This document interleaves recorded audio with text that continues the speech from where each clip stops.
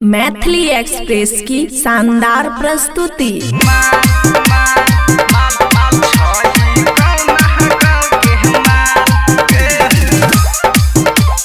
खुशी recording studio बलुआहा। गदहरल जवानी छौरी लागई छौ कमाल छही कौना गाँव के माल।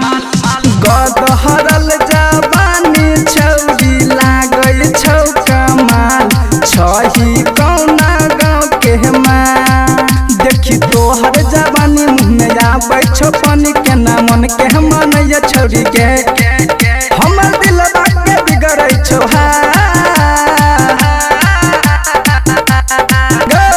होठवा के लाली छौरी लागई छौ गे लाल छही कौना गाँव के माल। गदहरल जवानी छौरी लागई छौ कमाल छही कौना गाँव के माल। डीजे सुमित सतीश रैना, सुमित सतीश रैना, सुमित सतीश रैना।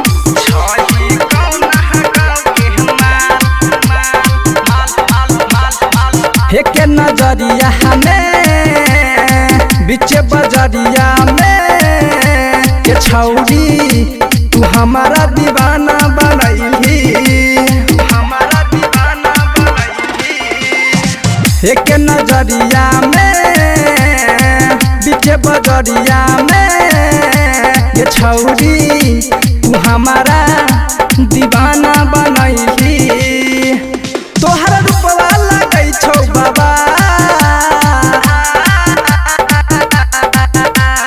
गदहरल जवानी छौरी लागै छौ कमाल छही कौना गाँव के माल। गदहरल जवानी छौरी लागै छौ कमाल छही कौना गाँव के माल माल माल।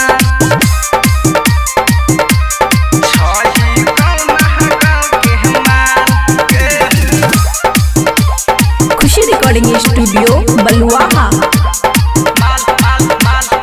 छोटे उमरिया छ कसल शरीरिया छ के गजबे मन में फीलिंग होबै छ। छोटे उमरिया छ कसल शरीरिया छ के गजबे मन में फीलिंग होबै छ। दिन रातन के होइ छौ बेहाल गदहरल जवानी छौरी लागै छौ कमाल छही कौना गाँव के माल। गदहरल जवानी छौरी लागै छौ कमाल छही कौना गाँव के माल। खुशी रिकॉर्डिंग स्टूडियो बलुआहा।